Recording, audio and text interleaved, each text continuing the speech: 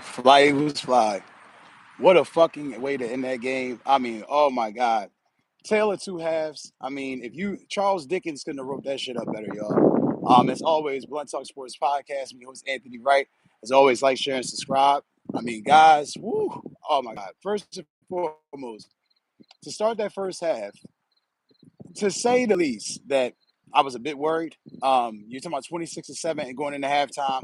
Running game was damn near non-existent. You're talking about a situation where Saquon Barkley couldn't get shit. Jalen, the offense had 33 yards. I mean, the Rams were just taking the fuck to us.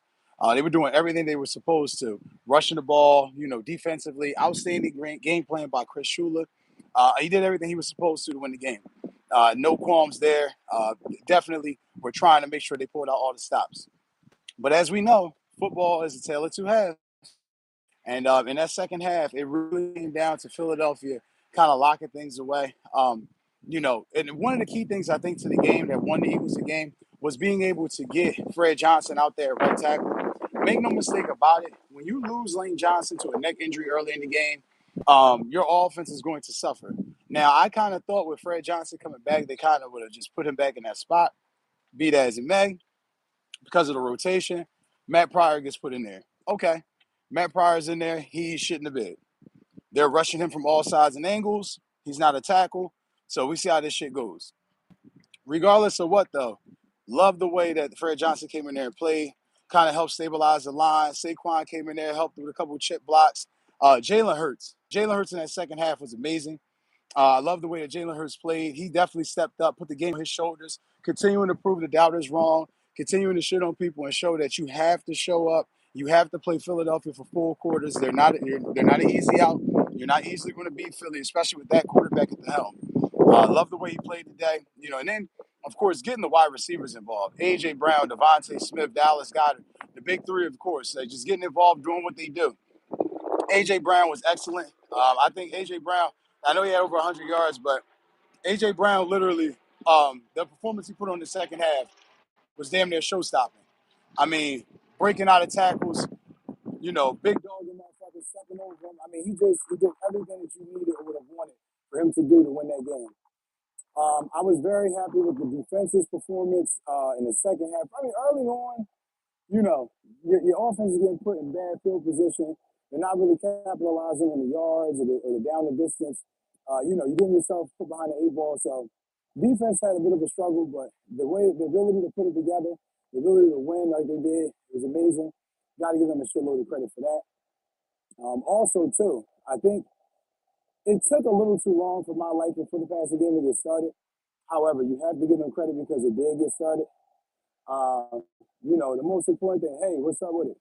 The most important, you got to really, really lock in and hone in and realize without Jalen Hurts and that offense stepping up in the second half, that game would have been a fucking blowout. I mean, an absolute fucking blowout. Like I said, Jalen Hunt, the four-man rotation that the Eagles ran with today, I think that was impressive. The running game, the run defense was a little shocking. I was very thrown off a little bit. The Rams were able to run as smoothly and as effectively as they did. Now, if you guys remember, Kyron Williams did have 100 yards in that game last year against the Eagles in the playoffs. Although I will admit, I didn't think he was going to have 100 yards today, but they showed up. They showed improve. They did exactly what they were supposed to. So I have no arguments. It's just that I felt like we played a very shitty game in the beginning. It definitely could have gotten beaten badly today. The Rams, it just comes down to the Rams. The Rams and Sean McVay's teams are not physical. If you guys ever really pay attention to notice, Sean McVay's teams are very much just soft. Today was probably the most physical we've ever seen them play. Got to give their cornerbacks credit too. Cameron Curl was playing good coverage early. I like the way that they were trying to sit on routes, but it just really showed and played out into the Eagles' hands today. Got to give the Birds a lot of credit. Hi, how you doing? I see y'all chiming in. What's up? Welcome to the show. But yeah, it's definitely a great victory. It's definitely a beautiful thing to see. I think what is going to have to happen going into next week, I check the schedule and see who they play. I want to say they play Tampa Bay, but Eagles are definitely going to have a better game plan going into next week. Got to get things started a little bit sooner. So got to go from there. But Fred Johnson, definitely the quick MVP of the game. Jalen was in the second half. The wide receivers stepped up. And then, those blocked field goals. It's one thing to block one field goal. It's another thing to get two blocks. I mean, I loved it. I loved it. And I won't lie to you. After that failed 2-point conversion, I even said myself, damn, that's game. Damn, we fucked right now. We're not gonna be able to pull this off. Credit to Jordan Davis and Jalen Carter, the MVPs of that defensive line. You see now why the Eagles made this commitment to go with youth. You see now why that they're doing everything they can to make sure that the young guys are the pillars of this defense. And you see it. I mean, they played most of the game, and these guys had to come up big in special teams, and they did their fucking thing. So, again, highly, highly, highly, emphatically happy with how the fuck the Eagles played today. Wish they could have turned it up a little bit better in that first half, but all's well that ends well. Matt Stafford definitely took some shots today. When I do the full review recap video, I'm just doing a live stream right now, but when I do the full live video tomorrow, I'll have the final numbers on how many yards the Rams had offensively. But it was a hell of a game, man. I mean, I said it to a couple of my friends before. I love playing the fucking Rams. And it's not because we beat them all the time, because shit, they haven't beaten us in like 3 years, but I love playing the Rams strictly because Sean McVay's offensive mindset is going to bring the best out. Hey, Greg, Sean McVay is going to bring out the best, and as far as your defense, you're going to have a proper game plan. Vic Fangio, I thought today, it was kind of shocking, before the game. I reported in the preview video that he had 4 edge rushers to kind of, start the game, and I thought that was a little weird, but lo and behold, I mean, you see now why these guys were trusted with that position. Having Dallas Goedert back too was crucial for the Eagles offense today. You see what happens when he's not in the middle of the field. Um,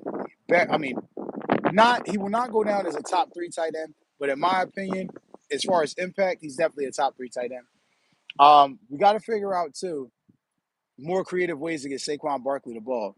I know Saquon's a beast. I know Saquon is a splash play guy. I love that great run that he had late in the fourth to help get that first down and put us in the red zone. But if we're going to be completely honest, the offense is sometimes a little too reliant on Saquon.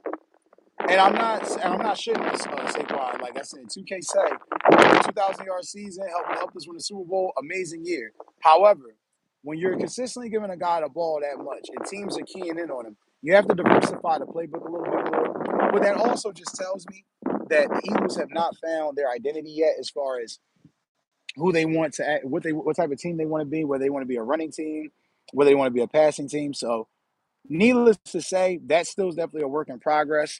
Got to figure out what's going on with Lane Johnson with that whole neck injury. That was kind of weird how that shit played out. I had just turned the game on. Matter of fact, I won't even lie to you. I was actually at the sports book here in the city. And then I'm sitting there, and then all of a sudden you hear like a couple plays into the game, he's got a neck injury. And I'm like, the fuck? He just stepped in. Like, Pam Oliver's like, he's been in the tent most of the time. So it just became one of them type things where the Eagles really had to kind of find a way to figure it out. So happy as hell that they pulled it out. Um, Definitely looking forward to next week. 3-0. Going to enjoy this win. Prepare for the Bucks. Fly Eagles fly. I love y'all for chiming in and plugging in. Like I said, stay tuned for the full recap video tomorrow. You guys will see that tomorrow morning. Love y'all. Be safe. And again, stay tuned for more on the Blunt Talk Sports Podcast.